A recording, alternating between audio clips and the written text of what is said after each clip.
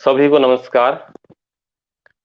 आज के इस साप्ताहिक कार्यक्रम में संस्कृत की महत्ता के क्रम में हम वेद और वेदांगों के महत्व के बारे में एक व्याख्यान आपके सामने रखेंगे।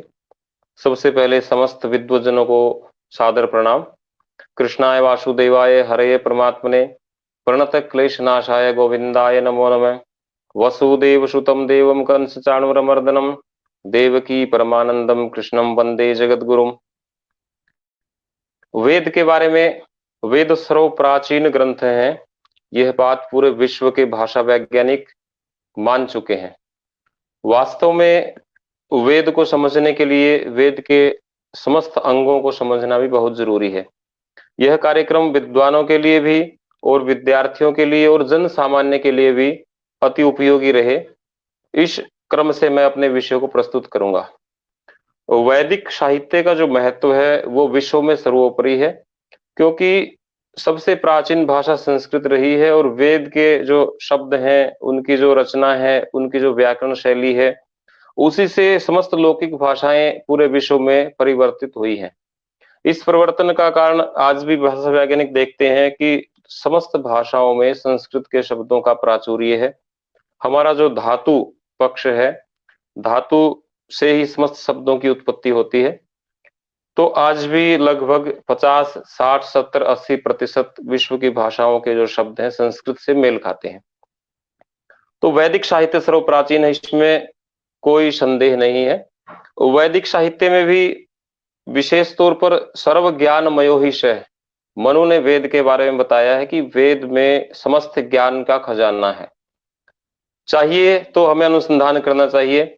योजगस तत्र सुदुर्लभ है कि हमें उसकी उपयोगिता को अनुसंधान करना चाहिए, आगे बढ़ाना चाहिए।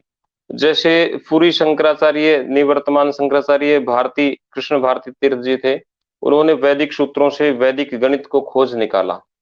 तो तपस्वी लोग ही ये काम कर सकते हैं। वेद के समस्त ऋचाओं में वेद के अनेक अर्थ हैं, विविध अर्थ को वेद है। सभी जानते हैं कि वेद के अनेक अर्थ हैं।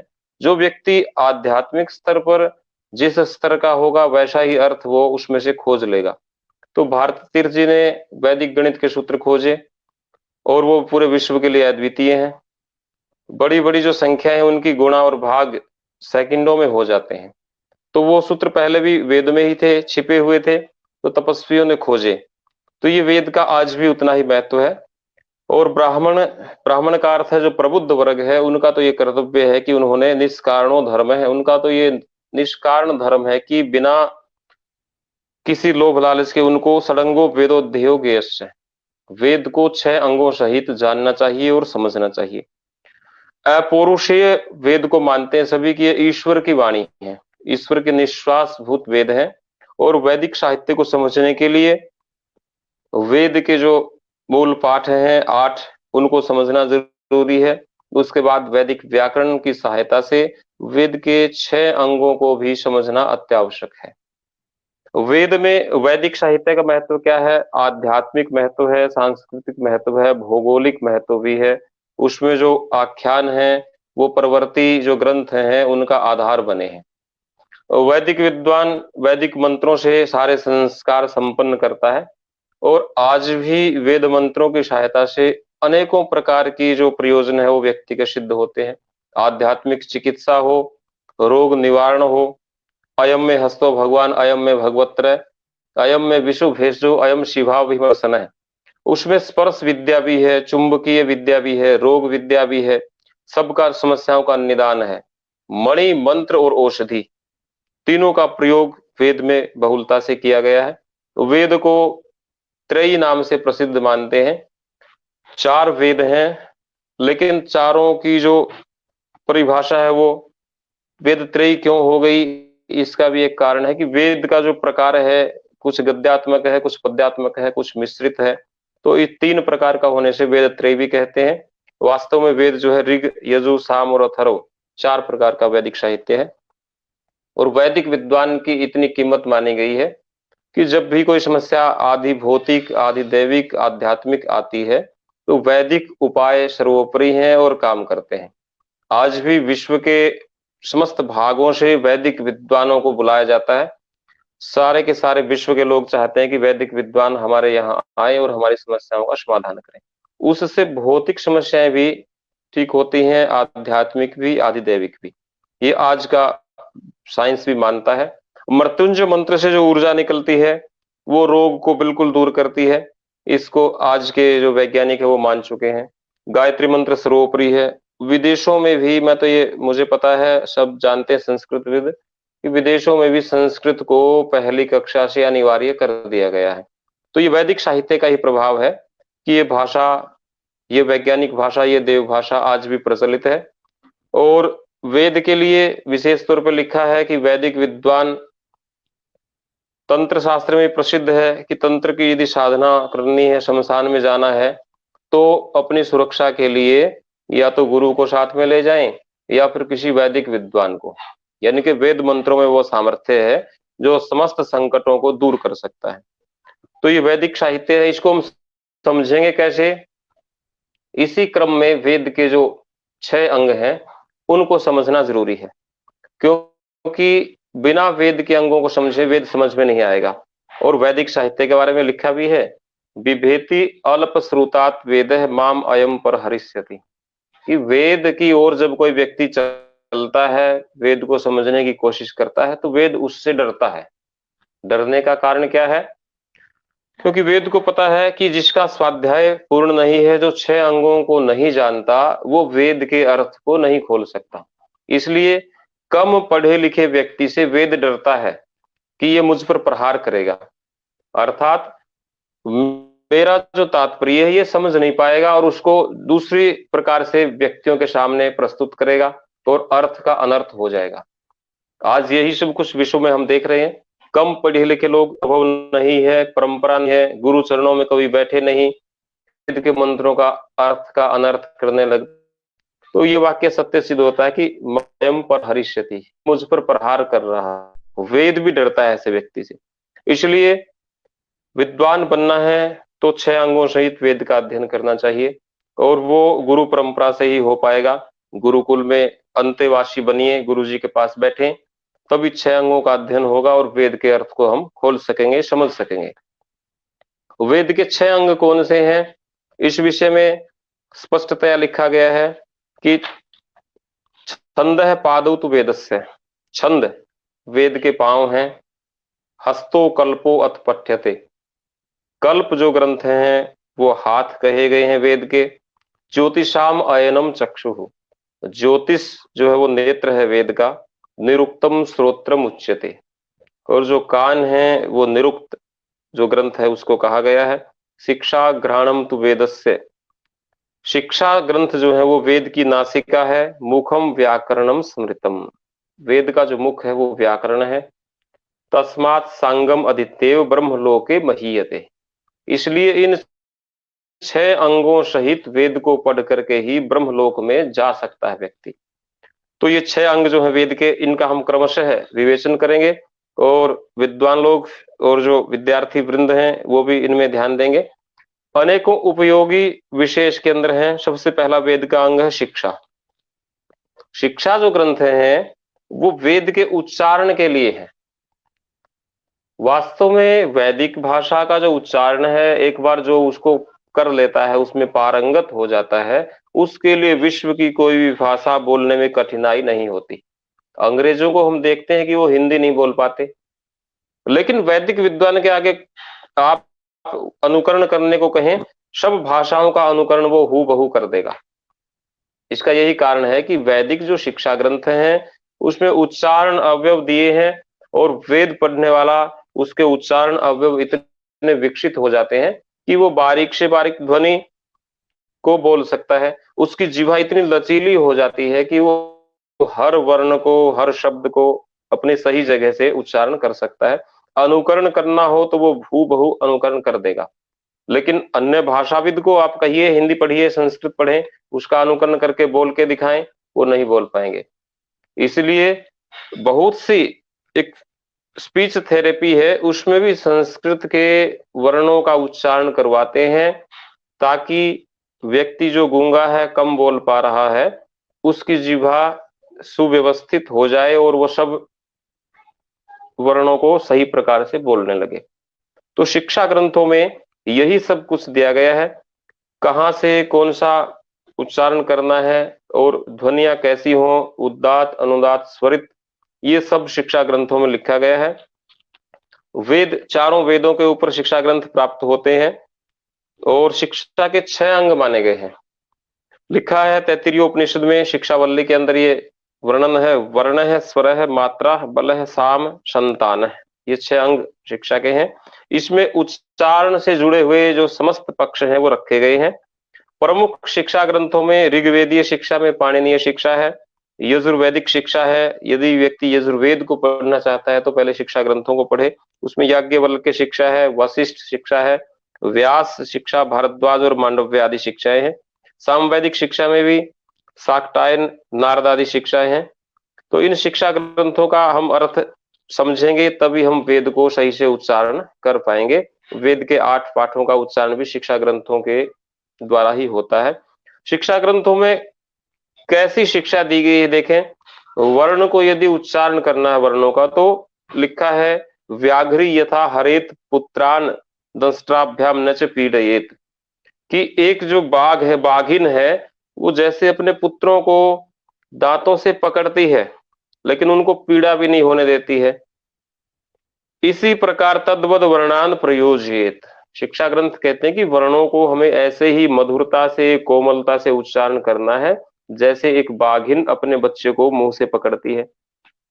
बिल्ली को हमने कई बार अपने बच्चे को पकड़ते हुए देखा होगा, एक स्थान से उठा के वो दूसरे स्थान पर उसको रखती है, तो वो बिल्कुल पीड़ा नहीं होने देती। ऐसे ही हमें वर्णों के साथ ऐसा ही हमें व्यवहार करना है कि कोई वर्ण पीड़ित ना हो, स्पष्ट हो सब। आगे शिक्षा ग्रंथों में विशेष लिखा है, जितने हमारे स्तुति पाठक हैं, स्तोत्र पढ़ने वाले हैं, वो इन नियमों का पालन भी करते हैं। कितना बढ़िया नियम है, पाठक के गुण बताए शिक्षा ग्रंथों में। सामान्य व्यक्ति भी इनको समझ सकता है और अन्य भाषाविद भी समझ सकता है कि अच्छा पाठक कौन सा होता है और बुरा पाठक कौन सा। गीति शीघ्री सिरह कंपी तथा लिखित पाठक है, कि जो गद्य को भी गा रहा है, शीघ्रता कर रहा है, जल्दबाजी, सिरह कंपी, अनावश्यक सिर हिला रहा है, और लिखित पाठक है, जो लिखे हुए को पढ़ रहा है। अनर्थज्ञो, जो अर्थ को नहीं जानता। अल्प कंठस्थ, जिसका गला स्वल्प है, इनके आवाज भी सही से नहीं निकल रही। तो ये 6 गुण जिसमें है, सरेते पाठका अधमः, ये 6 पाठक जो है वो अधम है। ये जो पाठक है प्रशस्त नहीं माने गए हैं। इसलिए हम जो भी पढ़ें, शिक्षा ग्रंथ कहते हैं कि हम उसको गाएं नहीं, पढ़ना है तो पढ़ें, उस है शीघ्रता ना करें, सिर ना, हाथ पांव आदि ना हिलाएं, और लिख करके ना पढ़े, लिखित पाठक है। लिखने के लिए भी लिखा है कि यदि 50-100 शब्दों तक कोई काव्य है तो उसको याद करिए, उससे ज्यादा है तो उसको आप लिख करके पढ़ सकते हैं, उसकी भी मर्यादा दी है। और अर्थ आपको जरूर पता लगना चाहिए ताकि सही विराम हम दे सकें और अर्थ के अनुसार हम भाव अभिव्यक्त कर सकें। अल्प कंठ है, और कंठ को हमें सामने वाले के समझ तो हम इन दोषों से बच सकते हैं। अच्छे पाठक के क्या गुण हैं? स्पष्ट लिखा, माधुर्यम अक्षर व्यक्ति, अक्षर जिसमें स्पष्ट, पद छेदस्तु सुस्वर है, पद छेद अच्छा है और है। धैर्यम, धैर्य पूर्वक जो बोल रहा है। लय, एक लय भी है जिसमें समर्थ, और लय जिसकी समर्थ हो, ऐसे 6 पाठक के गुण हैं। तो 6 गुण होने ही चाहिए। तो इन गुणों पे हम चलेंगे तो हमारा जो प्रस्तुतिकरण है, अभिव्यक्ति है, वो अच्छी रहेगी। मंच संचालक जो हैं या मंच पे जो प्रस्तुति देते हैं वो इनका ध्यान रखेंगे, यश बढ़ेगा ही। तो शिक्षा से ऐसे नियम शिक्षा ग्रंथों में बता, विस्तार से हमें जानना है तो हम जिस वेद को पढ़ना चाह रहे हैं उसके शिक्षा ग्रंथों को जरूर पढ़ें। और शिक्षा ग्रंथों के ज्ञान से उच्चारण अवयवों का पता लगता है, कौन सा वर्ण कहाँ से उच्चारित होता है, तो ये हम उससे समझ सकते हैं।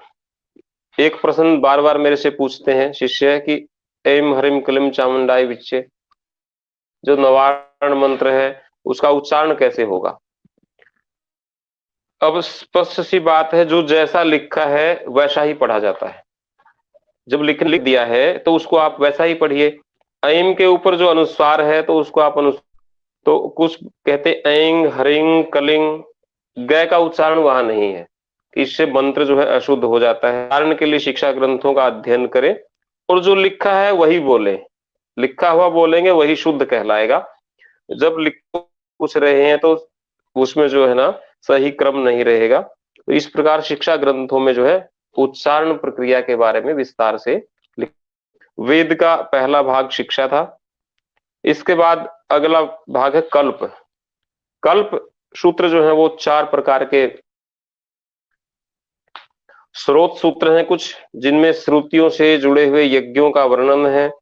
फिर कुछ गृह सूत्र हैं जिसमें हमारे 16 के 16 संस्कारों का वर्णन से मृत्यु पर्यंत जितने संस्कार हैं, उप संस्कार हैं, उनका वर्णन है, उनकी विधि दी गई है।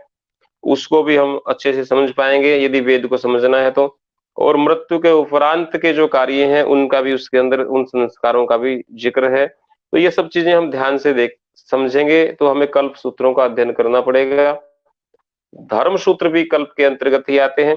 प्रत्येक वेद के ऊपर ये धर्म सूत्र हैं, अथर्ववेद पे धर्म सूत्र नहीं मिलते हैं। धर्म सूत्र में धार्मिक जो अनुष्ठान है, यज्ञ याग आदि के बारे में विस्तार से लिखा गया है। शूल सूत्र है, फिर शूल सूत्र जो है यजुर्वेद पर ही मिलते हैं।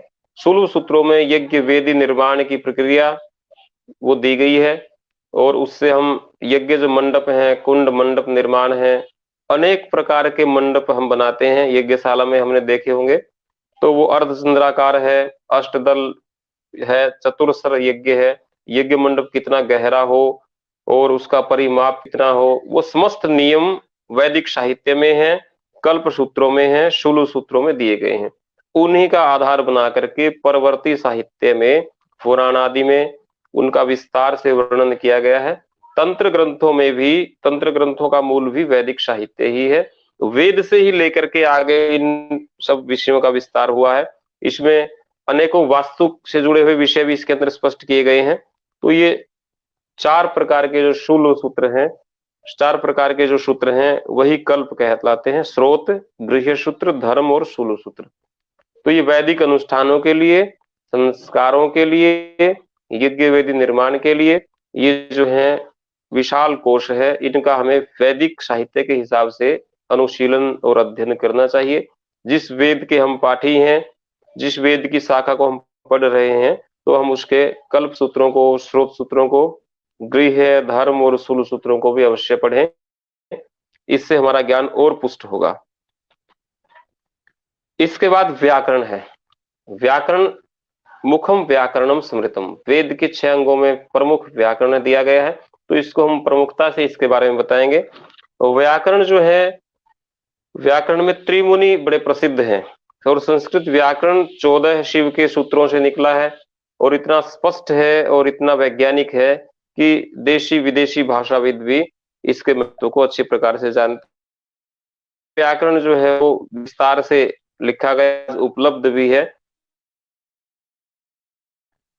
अनेक जो व्याकरणविद हैं उनका वर्णन मिलता है, उसके ऊपर भाषा से लिखा है, और कात्यायन ने उसके ऊपर अपनी जो है कारिकाएं लिखी हैं। तो त्रिमुनि जो है नाम प्रमाणम, तीनों मुनियों में उत्तरोत्तर प्रमाण माना गया है कि पाणिनि के बाद जो है ना पतंजल जो भाष्यकार है उनका है, उसके बाद वररुचि या कात्यायन।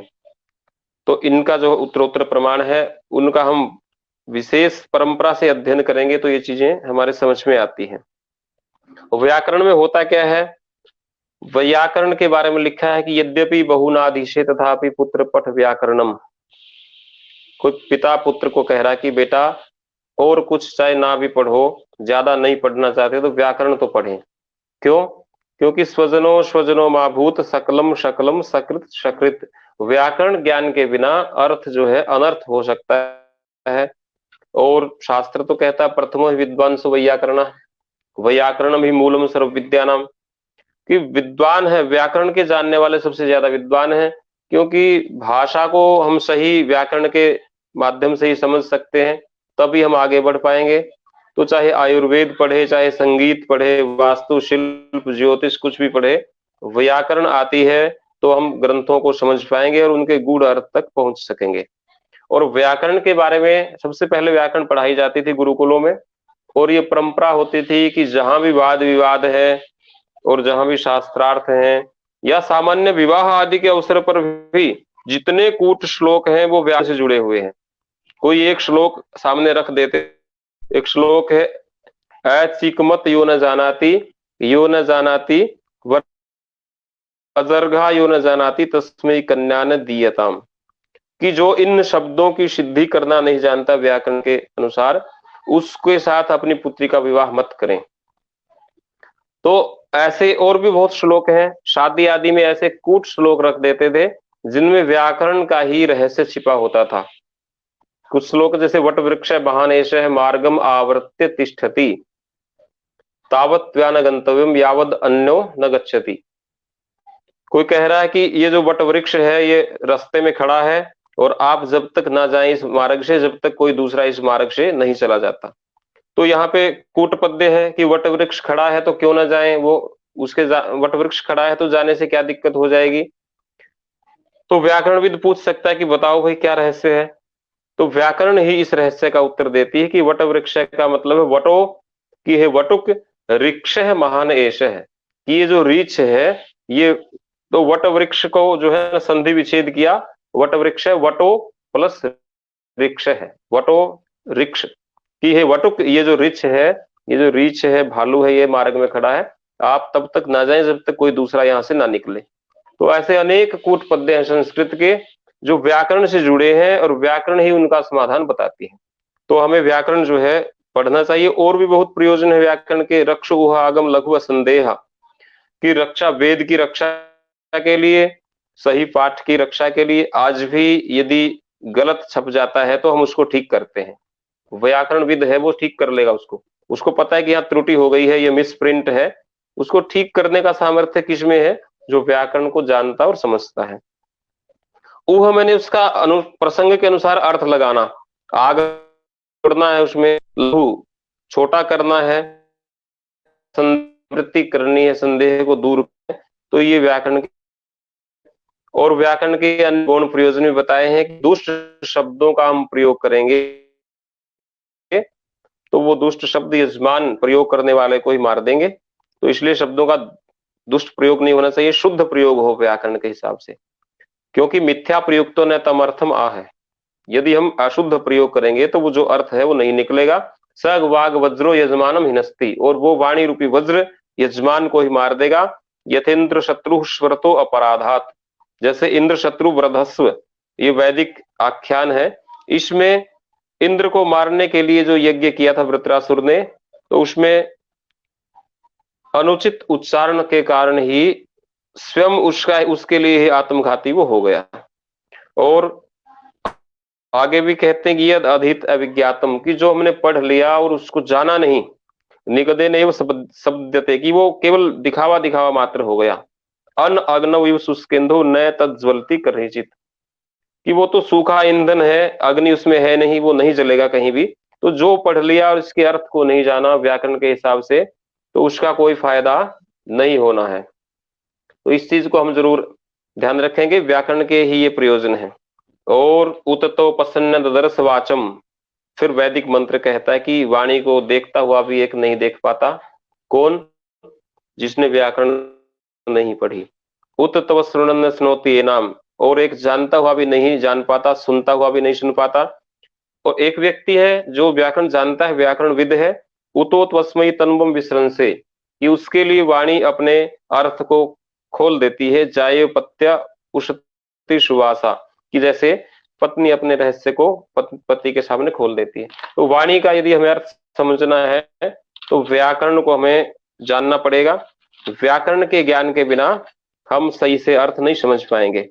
तो व्याकरण जो है का, तो इसलिए व्याकरण पढ़ना के क्रम में गुरु के पास जाके, आधुनिक समय है, समय कम है, तो छुट्टियों में हम अपने बच्चों को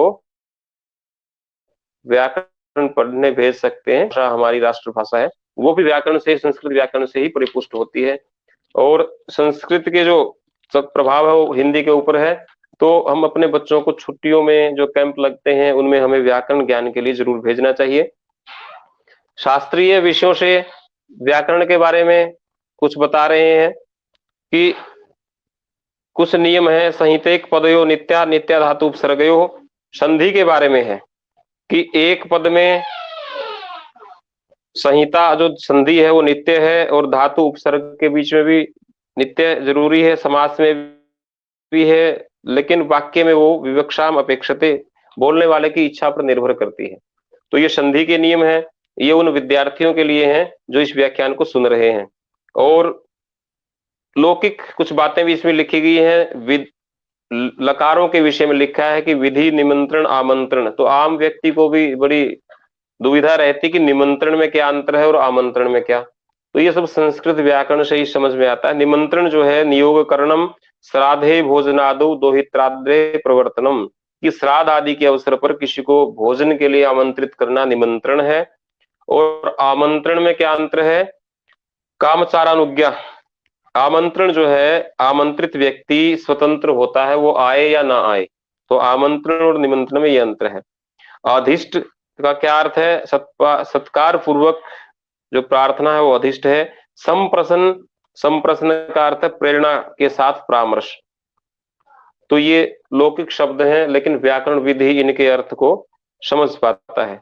नय समास है, हिंदी में भी है। नय का अर्थ निषेध, लेकिन नए के भी सूक्ष्म अर्थ हैं, उसको हम समझेंगे। द्वौ नयो ही समाख्यातो प्रयुदास परिसृज्य कौ, कि नए के दो अर्थ हैं, एक प्रयुदास और एक प्रसृज्य। प्रसृज्य जो हो निषेध के लिए है, प्रयुदास है वो सदृश्य के भी 6 अर्थ भी उन्होंने माने हैं कि नए का जो है निषेध अर्थ है। तो ये समास की गूढ़ता है। इसके बाद वंश का वर्णन व्याकरण में बड़ी स्पष्टता से हुआ है। हम सोचते हैं कि वंश एक ही प्रकार का होता है कि जो जन्म से है, जो हमारे पुत्र पौत्र हैं वही हमारे वंशज हैं, ऐसा नहीं है। तो व्याकरण कहती है, व्याकरण में लिखा वंशोद्विधा विद्या जन्मना च, कि वंश 2 प्रकार का है। विद्या से भी वंश चलता है, यानी कि नाद और बिंदु। बिंदु से जो है ना वो संतति है, और नाद परंपरा, वर्ण परंपरा, गुरु परंपरा, गुरु के पास बैठकर पढ़ना, वो विद्या का वंश है, वो भी पुत्र कहलाते हैं जो शिष्य हैं। तो ये भी संस्कृत हमें बताती है। तो संस्कृत में इतने महत्वपूर्ण विषय हैं जो लौकिक बातों को भी प्रकट करते हैं। कारक प्रकरण में एक शकुन शास्त्र के बारे में है, लिखा है लक्षण के बारे में, वाताये कपिला विद्युत, कि पीली बिजली यदि चमके बादल में तो आंधी आएगी। तो ऐसे गूढ़ रहस्य भी व्याकरण के अंदर हैं। व्याकरण को नीरस मत माने। द्वंद्व समास के अंतर्गत, द्वंद्व मैंने जोड़ा, हिंदी में भी समझते हैं कि जब दो शब्दों का जोड़ा, जैसे माता पिता, तो वो द्वंद्व समास है। लेकिन उसमें पहला पद किसको रखें, बड़े अच्छे नियम दिए गए संस्कृत व्याकरण में। हिंदी भाषा में इसको ना समझ पाए। द्वंद्व समास में जो घी संज्ञक शब्द है, एक संज्ञा होती है घी, तो उसको पहले रखते हैं। या फिर जो कम स्वर जिसमें है उसको, जैसे शिव केशव, केशव और शिव में केशव शिव हम बोलेंगे तो वो गलत है, शिव केशव सही है, क्योंकि जो छोटा है इसमें स्वर कम है, उसको हम पहले रख सकते हैं। द्वंद्व समास में अजादि स्वर, जो स्वर से शुरू हो उस पद को पहले रखना होता है। ईश कृष्ण, तो ये विशेष नियम है। और द्वंद्व समास में जो ऋतुएं हैं, महीने हैं, वार हैं, वो जिस क्रम से आए हैं उसी क्रम से हमें उसको रखना होता है। और पूज्य अभ्यर्थित, उसका पहले प्रयोग होता है। जैसे राम लक्ष्मण में राम पूज्य है, तो राम को हम पहले रखेंगे। तो ये विशेष, भाइयों में भी जो ज्येष्ठ भाई हैं पहले उसका नाम रखेंगे, और उसके बाद उससे छोटा।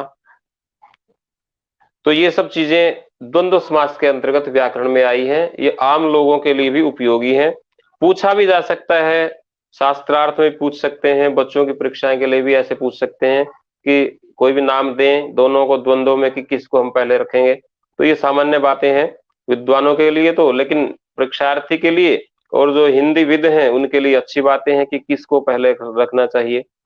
इसके बाद क्षुद्र जंतु शब्द है, व्याकरण में उल्लिखित हुआ है। क्षुद्र जंतु का मतलब छोटे जंतु। कितने छोटे? अनकुलात क्षुद्र जंतु है। व्याकरण में लिखा है ग्रंथों में कि नेवले से लेकर के और उससे छोटे छोटे जो जंतु हैं वो क्षुद्र जंतु पद के द्वारा बोले जाएंगे। तो ये पूछ सकते हैं कि क्षुद्र जंतु कौन से होते हैं, तो सामान्य व्यक्ति के लिए ये विशेष महत्व का विषय है।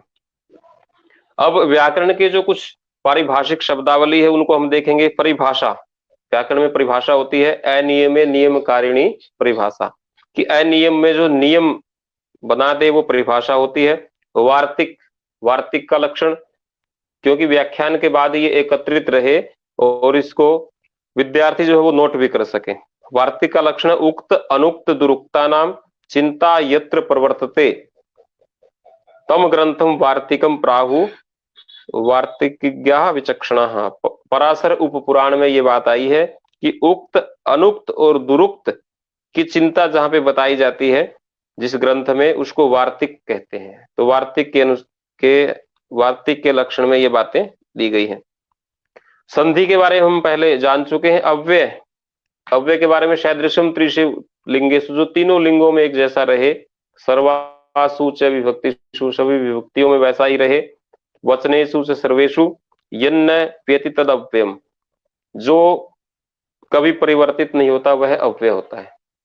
संस्कृत में रोचकता बहुत है। अव्यय वही है जिसका व्यय मैंने खर्च नहीं होता, जो हमेशा ऐसा ही रहेगा, जैसे एव, च, अपि। तो ये सब जो शब्द हैं ऐसे ही रहते हैं, ये कभी बदलते नहीं। संस्कृत जैसे एक शब्द आया था शेष, शेषनाग।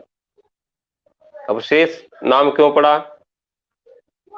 लिखा है भागवत पुराण में शिष्यते शेष संज्ञा, कि सृष्टि प्रलय के बाद जो बचता है वही शेष है, या भाग देने के बाद जो बचता है वो शेष है।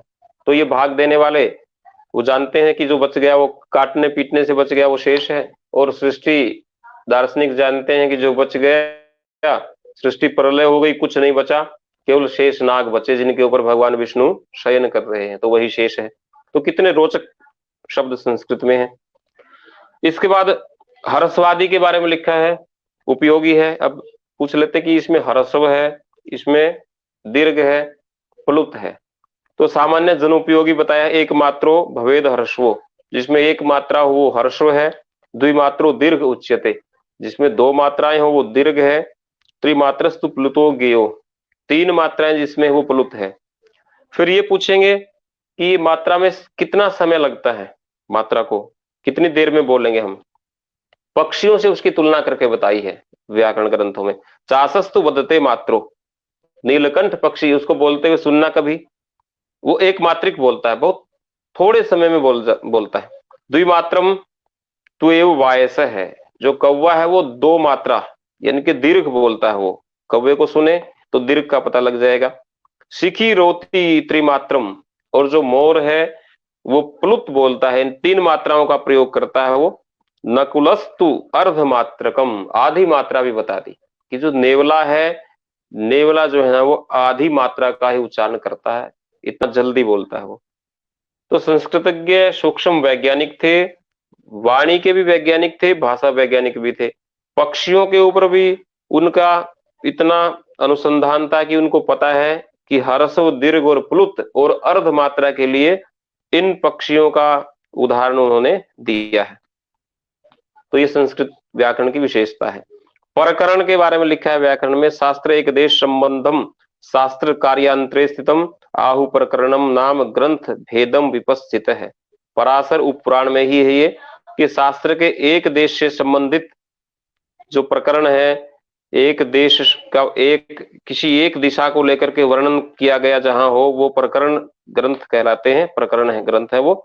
सूत्र का लक्षण लिखा है, अल्पाक्षरम असंदिग्धम सारवद विश्वतोमुखम अस्तोभम अनवद्यम च सूत्रम सूत्र विदो विदुः, कि जो असंदिग्ध निसंदेह अर्थ को बताए और थोड़े शब्दों में बताए वो सूत्र है, वो सूत्र का लक्षण है। सूत्र के 6 भेद बताए व्याकरण में, संख्या च परिभाषा च विधिर नियम एव च, अतिदेशो अधिकारस्य षड्विधम सूत्रम उच्यते, कि संज्ञा, परिभाषा, विधि, नियम, अतिदेश और अधिकार, ये 6 प्रकार के सूत्र का लक्षण है। सूत्र के 6 भेद हैं। भाष्य का लक्षण लिखा आगे, सूत्रार्थो वर्ण्यते यत्र पदई सूत्रानुसारी भी, कि जहां पर सूत्र के अर्थ को बताया गया हो सूत्र के पद के अनुसार, स्वपदानी च वर्ण्यन्ते भाष्यम भाष्य विदो विदुः, और स्वपदानी समस्त पदों का सार गर्भित अर्थ जहां बताया गया हो उसको भाष्य कहते हैं, भाष्य के जानकार। तो ये संस्कृत की कुछ परिभाषाएं थी। अतिदेश का लक्षण इसी क्रम में है, प्रकृतात् कर्मणो यस्मात् तत्समानेषु कर्मसु धर्मोपदेशो येन स्यात् सो अतिदेशः स्मृतः। अतिदेश 7 प्रकार का होता है संस्कृत व्याकरण में। सामान्य रूप से निमित्त है, तादात्म्य है, शास्त्र है, कार्य है और व्यपदेश, अतिदेश। तो ये अतिदेश के बारे में व्याख्यान, ये व्याख्यान माला ही चल रही है, तो व्याख्यान का हम लक्षण समझें कि व्याख्यान कहते किसे हैं।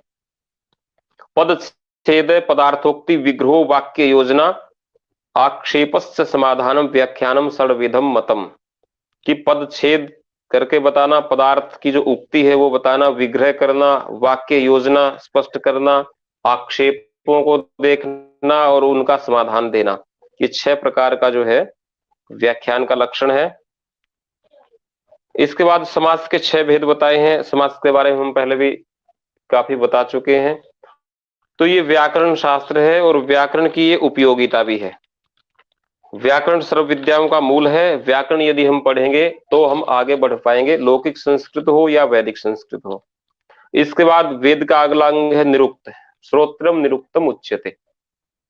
श्रोत्र का मतलब है कान, निरुक्त को कान कहा गया है, यानी कि जो शब्द बोला जा रहा है उसको ध्यान से पहले सुने, और निरुक्त ग्रंथ में क्या है कि अर्थ क्या निकलेगा उस अर्थ को समझने के लिए निरुक्त का प्रयोग होता है। निरुक्तकार 12 हैं और अनेक विद्वानों ने अपने मत इसमें दिए हैं, लेकिन आज जो उपलब्ध ग्रंथ है निरुक्त, उसमें 12 अध्याय हैं, 2 अध्याय परिशिष्ट के रूप में है, और निघंटु यानी कि वैदिक शब्दकोश की व्याख्या इसके अंदर हुई है। अर्थ की प्रक्रिया के लिए सबसे पहला वैदिक साहित्य में वेदांग के रूप में जो निरुक्त ग्रंथ है वो सबसे पहली सीढ़ी है जो हमें वेद का अर्थ को बताती है। उसी से शुरुआत हुई वेद के अर्थ को जानने की। और वेद का अर्थ किस प्रकार से प्रयुक्त होना चाहिए, पहले हम बता चुके हैं कि विभेति अल्प श्रुतात वेद है माम अयम पर हरिष्यति, कि कम पढ़ा लिखा है जिसका स्वाध्याय पूर्ण नहीं है उस व्यक्ति से वेद डरता है कि ये मेरे ऊपर प्रहार करेगा, मेरा अर्थ का अनर्थ करेगा। तो अर्थ को हम जरूर समझें, लेकिन उसके समझने के लिए निरुक्त ने कहा है वर्णागमो वर्ण विप्रयस्य द्वौ चापरौ वर्ण विकार नाशौ धातोस्तदर्थात् अतिशयेन योगस तद उच्यते पंचविधुम निरुक्तम। निरुक्त 5 प्रकार का है। वर्णागम, किसी वर्ण को जोड़ना, वर्ण को बदलना, और वर्ण का विकार, वर्ण को हटाना, और धातु से अर्थ की निष्पत्ति। तो ये 5 प्रकार का निरुक्त है। निरुक्त ग्रंथ में 4 प्रकार के पद बताए हैं, पदजात, चत्वारि पदजातानि, नाम, आख्यात, उपसर्ग और निपात। आज भी यही परिपाटी है, लौकिक साहित्य में भी यही चीजें चल रही है। नाम जो शब्द रूप हैं और आख्यात है धातुएं। नाम और धातु से ही संस्कृत वाक्य की उत्पत्ति होती है। इसके बाद उपसर्ग है, लिखा है 22 उपसर्ग है। ये धारणा निरुक्त से आई है और उपसर्गों के अर्थ को भी निरुक्त में स्पष्ट किया गया है, और किसी साहित्य में नहीं है ऐसा। हिंदी में हम जानना चाहेंगे तो उनको नहीं पता। वास्तव में ये सब निरुक्त जो ग्रंथ है, वेद का अंग है, उसमें से ही उपसर्ग लिए गए हैं। और निपात है, उसमें जो शब्दों की पद पूर्ति करते हैं उनका अर्थ भी है। तो ये निरुक्त के अंदर वर्णित है। 6 भाव विकारों का बड़ा सुंदर वर्णन है। और ये 6 वैज्ञानिकता देखिए, सब वस्तुओं के ये 6 ही भाव विकार होते हैं। कोई भी वस्तु बनती भाव है जायते, जायते उत्पन्न होना, वस्तु उत्पन्न होती है। फिर उसके बाद अस्ति, अस्तित्व में आती है वो। विपरिणमते, फिर उसमें परिवर्तन होता है, वर्धते, फिर वो बढ़ती है, अपक्षीयते, फिर वो धीरे धीरे कमजोर होती है, और अंत में विनश्यति, वो नष्ट हो जाती है।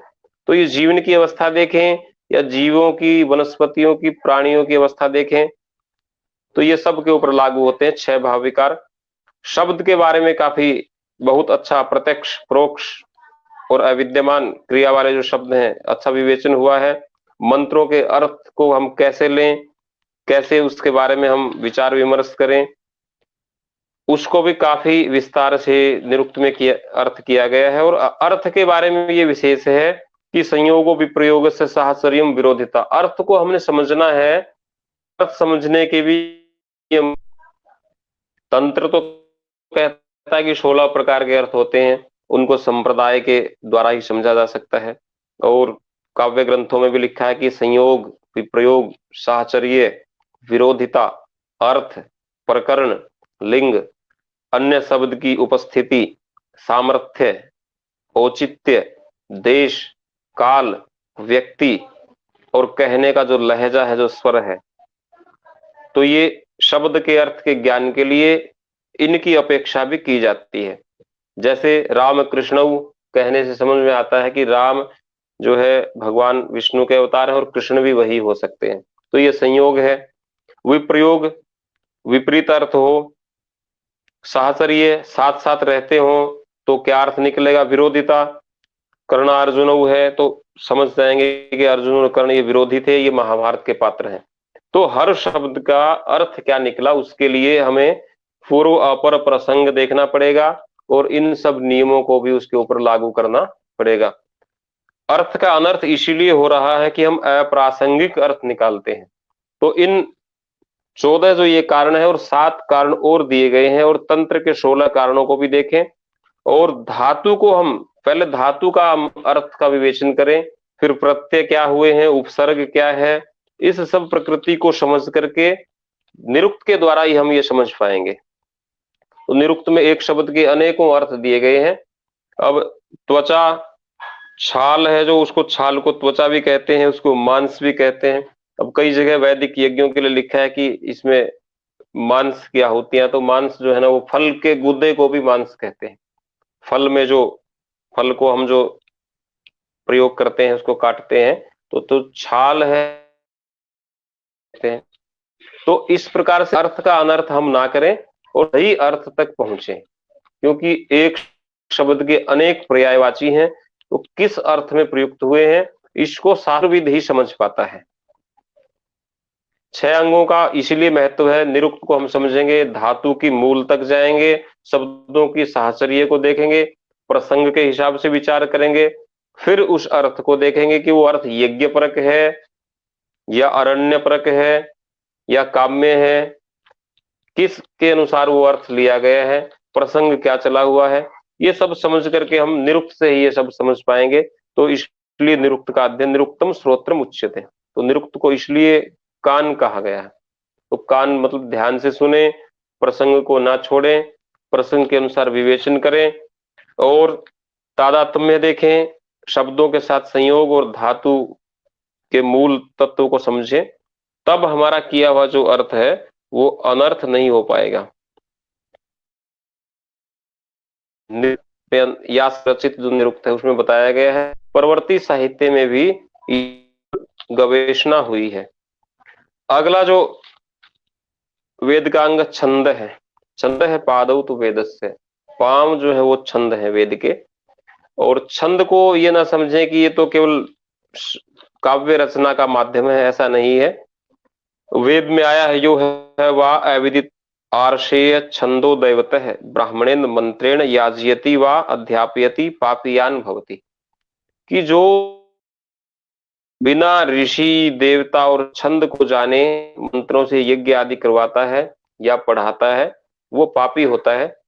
अर्थ में वेद का मंत्र है, मंत्र का कौन सा छंद है, कौन सा देवता है, कौन सा इसका ऋषि है, उसका भी हमें ज्ञान हो। छंद जो है आच्छादन करने वाला, छंदांशी छादनात्, वो ढक लेते हैं व्यक्ति को। छंद का अर्थ ही है ढकना। यानी कि असुरों से, राक्षसों से हमें बचना है तो हमें छंद से आच्छादित करना पड़ेगा। और क्या है, गायंतम त्रायते यस्मात्, गायत्री भी छंद का नाम है। जब व्यक्ति गायत्री प्रातः काल, मध्याह्न संध्या, सायकालीन संध्या, तुरीय संध्या, तो जब चारों समय वो छंद से अपने को ढक लेता है तो उसे कोई कष्ट नहीं होता, उसका कोई कुछ नहीं बिगाड़ सकता। असुर देवता भी अजेय वो हो जाता है। तो छंद आच्छादन करने के लिए होते हैं, असुरों से आच्छादन करने के लिए इनको रक्षा कवच कहा गया है, तभी इनका नाम छंद है। यद एभिर आत्मानम आच्छादयन देवाः मृत्योर बिभितः तद छंदसाम छंद छंद तत्वम, वही छंदों का तत्व है कि देवता लोग इनसे अपने को ढक लेते हैं और अजेय हो जाते हैं। कोई भी वाणी, वेद तो कहता है कि कोई भी वाणी जो है ना छंदसी वाग उच्चरती, कोई भी वाणी ऐसी नहीं है जो छंद के बिना उच्चरित होती हो। वैदिक वाणी में जो यजुषो यजुर्वेद है वो गद्यात्मक है। छंदहीनो न शब्दोस्ति न छंद शब्द वर्जितम, कि छंद से रहित कोई शब्द नहीं है। और उसके भी ऋषि हैं, देवता है और छंद है। एक अक्षर में भी छंद की अनुवृत्ति होती है। तो छंद जो है आच्छादन करते हैं मंत्र का, और मंत्र मननात् त्रायते यस्मात्, मनन करने वाले की वो रक्षा करता है। तो व्यक्ति प्रत्यक्ष रूप से छंदों से आच्छादित हो जाता है, यही छंदों का महत्व। सोनक रचित ऋक प्रतिशाख्य है, विशेष छंदों का महत्व देखना है तो वहां हम देख सकते हैं। और गायत्री विशेष छंद है वैदिक, 8 अक्षर एक पाद में होते हैं, जगती में 12 होते हैं, 10 अक्षर भी होते हैं विराट छंद में, त्रिष्टुप छंद में 11 वर्ण होते हैं, 7 छंद मुख्य हैं, विशेष तौर 26 वैदिक छंदों का वर्णन मिलता है। इनका हम लक्षण उदाहरण प्रतिशाख्य ग्रंथों में, मंगलकृत छंद सूत्र में भी देख सकते हैं। एक वर्ण यदि कम हो जाए तो उसको निचरित बोलते हैं। जैसे गायत्री मंत्र में भी 23-24 अक्षर होने चाहिए, पर एक वर्ण कम है वहां, तो निचरित गायत्री छंद है वो, और उसको बढ़ाने के लिए वरेनियम कर देते हैं। तो कम एक अक्षर होगा तो निचरित छंद होगा, और एक अक्षर ज्यादा होगा तो भूरिक होगा। परीक्षार्थियों को ये प्रश्न विशेष याद रखने चाहिए कि एक वर्ण यदि छंद में कम होगा तो निचरित, गायत्री में एक कम है तो निचरित गायत्री, जगती में एक निचरित जगती छंद, और एक वृद्धि है, एक वर्ण ज्यादा हो गया तो भूरिक जोड़ेंगे उसके साथ, भूरिक गायत्री, भूरिक जगती। और 2 अक्षर यदि कम है तो उसको बोलते हैं विराट। 2 अक्षर कम है तो विराट गायत्री में, 2 अक्षर कम है तो विराट गायत्री, जगती छंद में 2 अक्षर कम है, किसी भी छंद में 2 विराट शब्द जोड़ेंगे हम, विराट जगती। 2 अक्षर बढ़ जाते हैं, अधिक हो जाते हैं तो स्वराट उसको कहते हैं। तो ये परिभाषा है। वैदिक छंद जो है उनका फल छंदों का फल भी होता है। स्वर्ग का एक प्रसंग है कि दुर्वासा जी जो है ना वो वेद गान कर रहे थे और छंद भंग हो गया। छंद भंग होने से सरस्वती मां बैठी सुन रही थी तो वो हंस पड़ी। तो दुर्वासा मुनि क्रोधित हैं, उन्होंने जो श्राप दिया और सरस्वती को मर्त्य लोक में जन्म लेने, वाणी बाणो बभूव, जो कवि बाण भट्ट हैं वो उनके पुत्र कहलाए। तो छंदों को का सही उच्चारण होना चाहिए, और सही उच्चारण नहीं होगा तो उसका पूर्ण में नहीं मिलेगा और उसका अर्थ भी अनर्थ हो सकता है। क्योंकि वही बात है, स यजमानम हिनस्ति, कि वो वाणी रूपी वज्र यजमान के लिए घातक हो जाता है। तो छंदों का फल क्या, स्वर्गम लिखा है कि स्वर्ग यदि चाहिए, यशस्यम आयुष्यम, यश चाहिए, आयु चाहिए, पुण्यम वृद्धि कर्म शुभम, पुण्य बढ़ाना है, शुभ फल चाहिए, कीर्ति क्रम प्रशस्यम च छंदसाम ज्ञानम उच्यते, छंदों के ज्ञान से कीर्ति और प्रशस्तता मिलती है। भगवान श्री कृष्ण ने भी गीता में कहा है, ऊर्ध्वमूलम अथ शाखम अश्वत्थम प्राहुरव्यम छंदांसी यस्य प्रणानि यस्तम वेद स वेदवित्, कि जो छंदों को जानता है वो वेद को जानता है। छंदांसी यस्य प्रणानि, जो विश्व रूपी वृक्ष है उसके छंद जो है वो पत्ते हैं। तो इस उदाहरण से हम समझ गए होंगे कि वो आच्छादन है। जब भी हमें लगती है तो हम तुरंत वृक्ष की छाया में पहुंच जाते हैं, तो हमें ढक लेते हैं। बारिश आती है, ओलावृष्टि होती है, तो पशु पक्षी प्राणी पेड़ों की छाया में चले जाते हैं, उनका आश्रय लेते हैं, तो वो ढक लेते हैं। तो ये स्पष्ट हो गया गीता के वाक्य से, छंदांसी यस्य प्रणानि, कि छंद जो है वो वेद के पत्ते हैं, ढक व्यक्ति को शीतलता प्रदान करते हैं, सुरक्षा प्रदान करते हैं। यस्तम वेद से, तो उन छंदों को जानता है वही वेद को जानता है। ये अभिप्राय भी यहाँ हम ले सकते हैं। तो ये छंद शास्त्र था। और वेद का जो छठा अंग है वो है ज्योतिष शास्त्र। ज्योतिष शास्त्र में चतुर्लक्षम तु ज्योतिषम, हमने पढ़ा भी है कि 4 लाख जो है ज्योतिष शास्त्र के बारे में 4 लाख श्लोक इसके होते थे। अब बहुत कम मिलते हैं, लेकिन फिर भी जितना साहित्य मिलता है आज भी पुरानी जो यूनिवर्सिटी हैं, विश्वविद्यालय हैं, उनमें ज्योतिष के विभाग हैं, और देशी विदेशी जो विद्वान हैं वो ज्योतिष की ओर लालायित हो रहे हैं। क्यों? क्योंकि ज्योतिषाम अयनम चक्षुः, ज्योतिष जो है ना वो नेत्र है वेद का, और भविष्य यदि देखना है आगामी वर्ष कैसा रहेगा, पंचांग छपते हैं। वैज्ञानिक तो आज इस कार्य में लगे हैं, लेकिन भारतीय जो गणित ज्योतिष है वो पहले से ही सूर्योदय कब होगा, सूर्यास्त कब होगा, पृथ्वी की दैनिक गति क्या है, वार्षिक गति क्या है, ऋतुएं कब शुरू होती हैं। कितना रोचक विषय है कि हम हजारों साल पहले से ये सब जानते थे। महीनों के जो नाम है वही 12 थे, आज भी 12 ही रखे गए हैं। वार के 7 वार हैं, वो भी पाश्चात्य विद्वानों ने भी 7 ही रखे हैं, वही संडे मंडे, उनको और कोई रास्ता नहीं मिला। और यहाँ तो ज्योतिष का विशाल क्षेत्र था। ग्रहण कब होगा, ग्रहों का जो चार क्या है, उनकी गति क्या है, वो सब ग्रहण गणित में स्पष्ट की गई है। तो गणित ग्रंथों में लव से त्रुटि से लेकर के और प्रार्ध पर्यंत समस्त संख्याओं का वर्णन है, उनका प्रयोग है, और उनकी जो कैलकुलेशन है, जो गणना है, आज भी सार्थक है।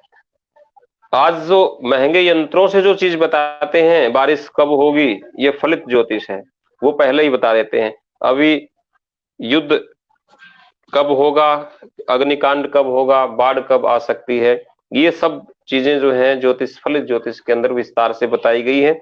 फलित ज्योतिष में गणित को तो प्रत्यक्ष देख ही रहे हैं हम। कल का सूर्योदय कब होगा, गणित से तुरंत निकाल देते हैं। चंद्रोदय कब होगा, तुरंत निकाल देते हैं। और वो सिद्धांत आज भी यूं के यूं सार्थक है। और जितनी दूर ग्रह हैं, पृथ्वी से कितनी दूरी है, कितना समय लगता है प्रकाश को पहुंचने में, वो सब चीजें आज के साइंटिस्टों ने भी ये मोहर लगाई है कि वास्तव में उतना ही समय लगता है जितना हमने, हमारे ऋषियों ने पहले देख रखा था। तो खग मृग ज्योतिषियों को कहते हैं। कमलाकर भट्ट आदि विद्वान हुए हैं, वो आकाश के मृग थे, यानी कि वो पृथ्वी पे कम रहते थे और आकाश में ज्यादा घूमते थे। एक एक ग्रह की जो गतिविधियां हैं, उनकी गतियां हैं, वो सब इतनी सूक्ष्मता से उन्होंने बिना किसी यंत्रों के माध्यम से भी यहाँ बैठे बैठे ही, वराहमिहिर ने तो कहा है कि विद्वान ज्योतिषी आकाश में जो ग्रह स्थित हैं वो विद्वान ज्योतिषी के मस्तिष्क में खचित हैं। वराहमिहिर ने ऐसा कहा है कि विद्वान ज्योतिषी के मस्तिष्क में वो ब्रह्मांड वो यही समाया हुआ है। तो खग मृग की उपाधि ज्योतिषियों को दी है कि वो आकाश के मृग हैं। आकाश, हजारों साल पहले उन्होंने आकाश में घूम करके पता लगा लिया था कि कितने नक्षत्र हैं, कितने उपनक्षत्र हैं, कितने ग्रह हैं, उनकी गतियां क्या हैं, वो आज भी प्रमाणित साबित हुई हैं। फलित ज्योतिष में मुहूर्त है, आज भी मुहूर्त निकलवाते हैं, मुहूर्त का भी इतना ही महत्व है। उसका फल प्रश्न शास्त्र है, कोई प्रश्न मन में आया, उस प्रश्न कैसा रहेगा, कोई भी काम शुरू करते हैं, प्रश्न विविध विषयों को लेकर के किए जाते हैं, तो प्रश्न कुंडली बनती है और उससे फलादेश होता है, वो बिल्कुल सटीक जाता है। शकुन शास्त्र है, शकुन शास्त्र का अपना महत्व है। कि मार्ग में हम जा रहे हैं, आगे से जो है दाईं ओर कौवा बोल रहा है, उसका क्या फल रहेगा। तो ये सब शकुन शास्त्र के अंतर्गत है। सामुद्रिक शास्त्र में मुझे तो आश्चर्य हुआ, सामुद्रिक शास्त्र में शरीर की रचना, शरीर के प्रत्येक अंग से फल क्या रहेगा ये बताया है। और विशेष बात देखिए, मूत्र की धारा से भी व्यक्ति का चरित्र बताया गया है कि उसकी जो मूत्र की धारा है वो किस प्रकार वलित होकर के गिर रही है, दाएं की बाएं। इतना सूक्ष्म विवेचन ऋषियों ने किया है। अंगों पे तिल, तिल का क्या फल है, केशों का क्या फल है, रोम छिद्र में, रोम कूप में एक केश है व्यक्ति के शरीर पर या दो दो केश निकल रहे हैं, एक केश सर्वश्रेष्ठ माना है, दो हो तो मध्यम है, दो से ज्यादा निकल रहे हैं तो दुर्भाग्य का लक्षण है। तो कितना सामुद्रिक शास्त्र में हस्त रेखाओं के बारे में, मस्तक रेखाएं हैं, तिल आदि का है। बहुत सूक्ष्मता से विद्वानों ने इसके अंदर वर्णन किया है। अंक शास्त्र देखें, विदेशी भी आजकल अंक शास्त्री हो गए हैं, तो वो भारतीय ज्योतिष की ही देन है।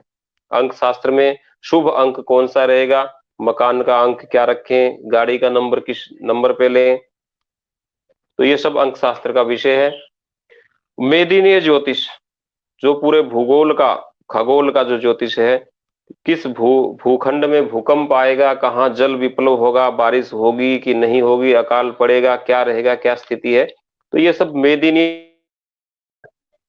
तो इसकी इतनी शाखाएं हमारे ज्योतिष ग्रंथ, 4 लाख श्लोक ज्योतिष ग्रंथ में है। आज ये प्रामाणिक विज्ञान है। भारत का आजादी का मुहूर्त बी सूर्य नारायण राव जी हैं, उन्होंने देखा था, और पद्म भूषण भी उनको दिया गया। तो ये शास्त्रीय वैज्ञानिक विज्ञान है और इसकी आज भी उतनी ही प्रतिष्ठा है। यवनों ने भी यहाँ से ज्योतिष सीखा और लिखा है ऋषिवत ते भी पूज्यन्ते, कि उनकी भी ऋषियों के समान पूजा होती है।